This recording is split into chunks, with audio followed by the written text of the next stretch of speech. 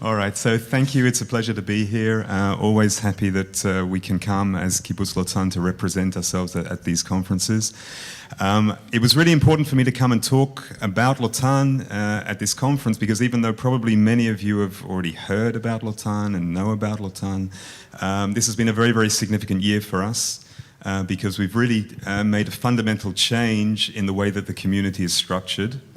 And I want to talk about that a little bit, but first of all, a little bit of background for those of you that don't know.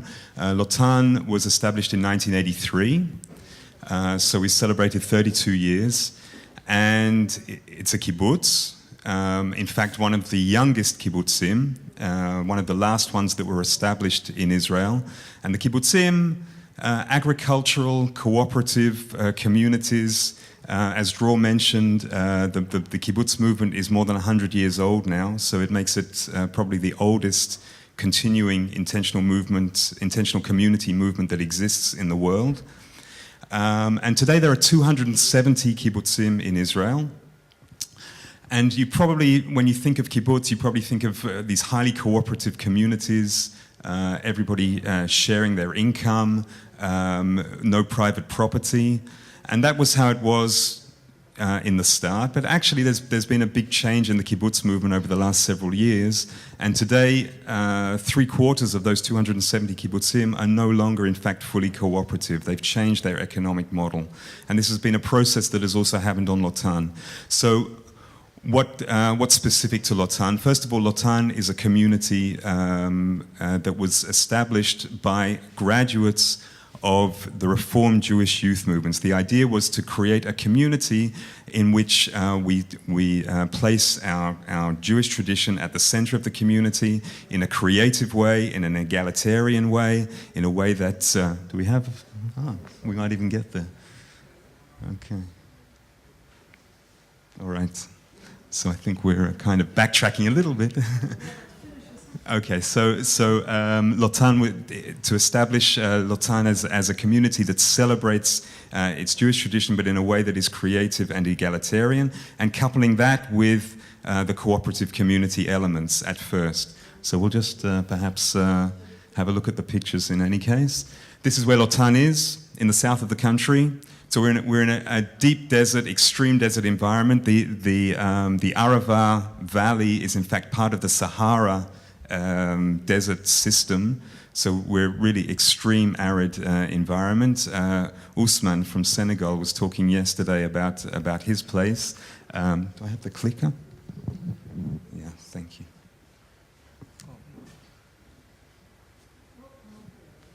No, we lost it again.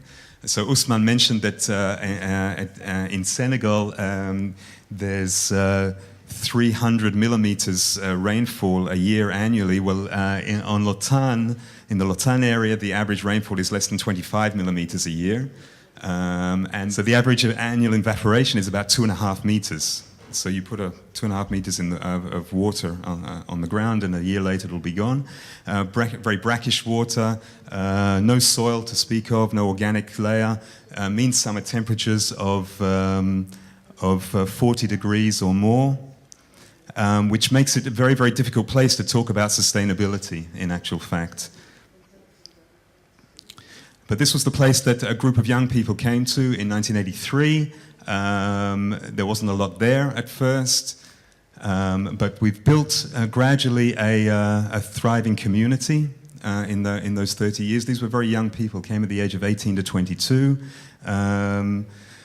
Around 40 adults. Today we're about 150 people, 45 adult residents, about 60 children. So it's a thriving community. And as I mentioned, we place an emphasis on egalitarian and creative approach to Judaism. There's a cooperative economy, which is mainly based on agriculture. Dates are grown. There's a dairy. Those are our two main sources of income in the region. And from 1996, there was a growing ecological awareness on the community. We started thinking about how do we become a more sustainable community, taking more responsibility for what we're doing, from waste management. We were one of the first communities in Israel to start up a waste management program, some organic gardening, In 2002, GEN became the first Israeli representative in GEN. In fact, in 2006, we were given the award for Eco-Village Excellence, which was really wonderful. And we started some innovative projects, such as building in a sustainable way, in sustainable desert, in this arid environment, building in such a way that we could create energy-efficient buildings, such as this campus, which we built with our students to house the people that come on our courses.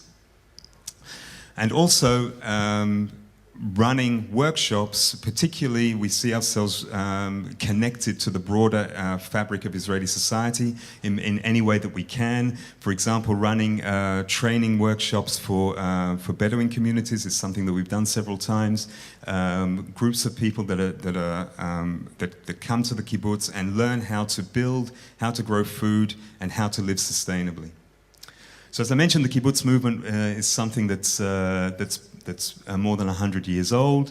The classic cooperative kibbutz model says that each gives according to their abilities, each receives according to their needs, some kind of attempt to reach an absolute equality, which of course we never really can get there. But the way I see the changes that have happened in the kibbutz movement, Dieter Doom from Tamera speaks about collectivistic communities as opposed to humanitarian communities. How do we build humanitarian communities? That's the real challenge. The ones in which there's individual autonomy, but within a community framework. And of course, the classic kibbutz model, let's face it, something of a collectivistic model. And I think that what we're seeing today with the emergence of this new type of kibbutz is the emergence of humanitarian communities. So there's been a change on Lotan.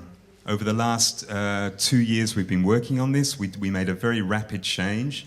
And the change there was due to two forces. There was an internal pressure for greater individual autonomy, to move away from an income-sharing economy and to have more control over our personal finances, and also an external pressure to grow the community, because the problem was that we had too few people. And the kibbutz, as a legal entity within the country, which receives a certain set of resources such as water quotas, milk quotas, if you're not providing for enough families, then the government can say, well, we're going to allocate those resources to somebody else. So there were the pressure from inside and the pressure from outside to grow, and that led us to a process of change, from income sharing to a shared economy, individualized wages. But how do we do that in such a way where we're taking care of each other? We created a social safety net that had a guaranteed minimum wage, and coverage in incidences of high health costs, a mutual support fund that people could utilize if they needed, and moving towards private ownership of houses. So the change date was the 1st of January this year, so it's only been 6 months. It's still fairly new, we're still in this process, but what can we say about things that have happened up until now? Well, we're jumping into a new future, as we can see here. So we now have several young families that are actually in the process of becoming members of the community, that are starting to join the community, and others that are on their way. We've been going through this process of really opening ourselves up to new families. There are no members that are currently in need of that social safety net. Everybody is earning sufficient wages. Everybody is in a good financial situation. There's greater communal economic stability, and we're in this process of revisioning. It's one of the challenges that we have now. What elements of pre-change Lotan do we wish to maintain and strengthen? How do we maintain what we already had? But at the same time, how do we build a new common future? How do we reimagine what the community needs to be with all these new people that are coming in? And this is part of the challenge that we're going through today. So there's planning for growth and development. One of the things that we're trying to do is to be able to offer affordable housing to young families that want to come and settle on the community. We've split the area up into lots of land where people can come and build. And the hope is that we will include ecological considerations for houses, things that we've learned from our experience in sustainable building. And also the social considerations, of course, of neighborhood design. How do we maintain these community elements in order to create a vibrant community? So you can read more about us. This is a very, very brief kind of introduction. There's the new Communities magazine, which is just out in the last couple of weeks, where there's an article on Lotan with this lovely cover from our organic garden, written by Alex, and also a chapter in the new Eco-Village book, also written by Alex. You can visit our website, and we'd love to see you. You're welcome to come and visit us. Here's Alex. He says hello to everybody here. And we would love to see you, so please do come and join us. Bye. Thank you very much, Mark. Thank you. Congratulations and good luck with this new change.